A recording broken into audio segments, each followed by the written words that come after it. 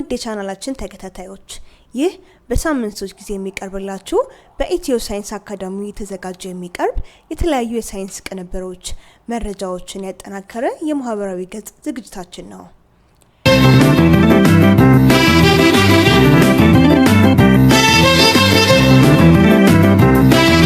ኢትዮ ሳይንስ አካዳሚ በሀገር ውስጥ እንዲሁም ከሀገር ውጪ ባሉ የረጅም ዓመት የማስተማር እና የማማከር ልምድ ያላቸውን ምሁራንን ያካተተ በዋነኝነት ትምህርታቸውን ወደ ውጭ ሀገር ሄደው መማር ለሚፈልጉ ወጣቶች የቅድመ መረጃ ዝግጅት እንዲያደርጉ አስፈላጊ ምክርና እገዛ እንደሚሰጥ ስናሳውቃችሁ በታላቅ ደስታ ነው።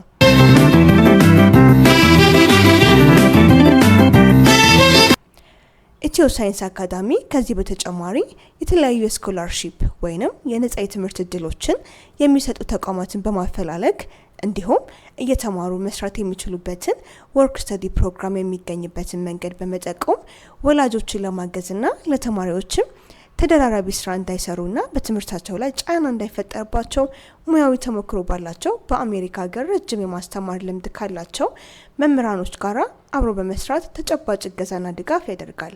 ለበለጠ መረጃ በድህረ ገጻችን www.scienceacademy.com ላይ በመግባት ቀጠሮ በመያዝ ሙያዊ እገዛችንን ማግኘት ይችላሉ። እስከ ፕሮግራማችን ፍጻሜ ድረስ አብራችሁ እንድትሆኑ የጠየቅን ከዚች የመሸጋገሪያ ሙዚቃ በኋላ ወደ ፕሮግራማችን እናመራለን።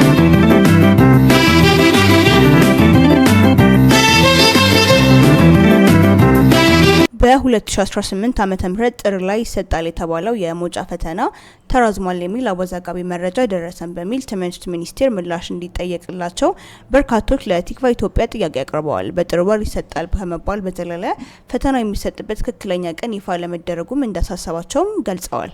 ቲክቫ ኢትዮጵያ ለጥያቄያቸው ምን ምላሽ እንዳለው በቀጥታ ትምህርት ሚኒስቴርን ጠይቋል። ሚኒስትሩም ጉዳዩ ወደ ፈተናዎች አገልግሎትም ሄዷል በሚል ምላሽ ሰጥቷል። ቲክቫ ጥር 2018 ዓመተ ምህረት ይሰጣል የተባለው የሞጫ ፈተና ተራዝሟል እንዴ? በትክክል ፈተና የሚሰጥበት ቀንም መቼ ነው ሲል የትምህርት ምዘናና ፈተናዎች አገልግሎትን ጠይቋል። እዚህም አንድ የተቋሙ ከፍተኛ አመራር በሰጡት ምላሽ ምዝገባው አርብ ዕለት አይደል እንዴ የተጠናቀቀው? እንዴት ይራዘማል? አይራዘምም። ቁርጥ ያለ ቀኑን አላሳወቅንም፣ በቅርብ ቀናት ውስጥ እናሳውቃለንም ሲሉ ተናግረዋል። ፈተናው አልተራዘመም ይሰጣል ያሉት አመራሩ ምዝገባው ደግሞ አርብ ዕለት ወደ 10 ሰዓት አጠናቀናል። ከክፍያና አንዳንድ ነገሮች ላይ ለተቸገሩ እንዲያጠናቀቁ እስከ ነገ ጊዜ ሰጥተናቸዋል። ለሁሉም ሳይሆን ለተወሰኑት ጥያቄ ላቀረቡት ሲሉም አክለዋል።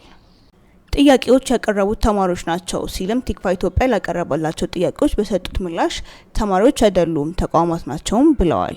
እስከዛሬ እንደሚሰጠው ፈተና እንደሚሰጥ የገለጹት ሲሆን የፈተናው ጊዜ ከጥር መጨረሻ የካቲት 2018 ዓ.ም መጀመሪያ ሳምንት አያልፍም አይደል ብሎ ቲክቫ ኢትዮጵያ ሲጠይቃቸው አዎ እንዴት ያልፋል?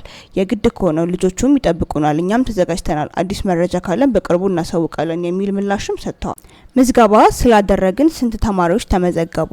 በምን ፕሮግራም ተመዘገቡ? የትኞቹ ፕሮግራሞች ላይ ይሰጣል?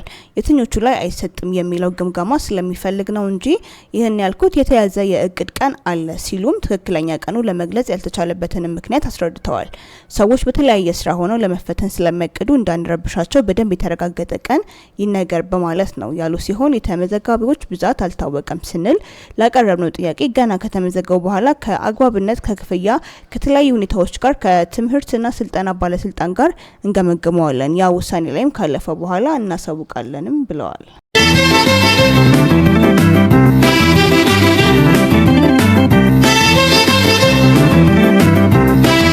ውድ የፕሮግራማችን ተከታታዮች ለዛሬ ያዘጋጀንላችሁ የኢትዮ ሳይንስ አካዳሚ ጥንቅር ይሄንን ይመስላል።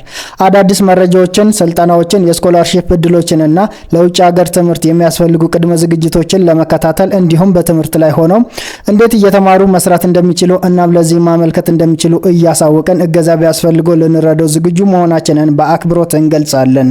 ይሄንንና ሌሎች መረጃዎችን ለማግኘት ድረገጻችንን ይጎብኙ። ቻናላችንን ሰብስክራይብ በማድረግ ቤተሰብ ይሁኑ። ሐሳብ አስተያየት ካሎት ሐሳብ መስጫ ሳጥን ላይ ሐሳብ አስተያየቶን ያስቀምጡልን። ድረገጻችን www.scienceacademy.com፣ ኢሜል አድራሻችን scienceacademy075@gmail.com፣ የፌስቡክ አድራሻችን ኢትዮሳይንስ ኢኤስኤ፣ ኢንስታግራም አድራሻችን ኢኤስኤ16786፣ ኤክስ አድራሻችን @etio_science፣ ቲክቶክ አድራሻችን @etioscience academy 1 በቀጥታ በስልክ መስመር መደወል ካስፈለገው 0944369753 ወይንም በተለዋጭ ስልክ ቁጥራችን 0976006940 በቀጣይ እስከምንገናኝ በያላችሁበት ሰላምና ጤና እንመኝሎታለን። ኢትዮ ሳይንስ አካዳሚ ክህሎትን በማጎልበት የተሻለ ነገን እንገንባ።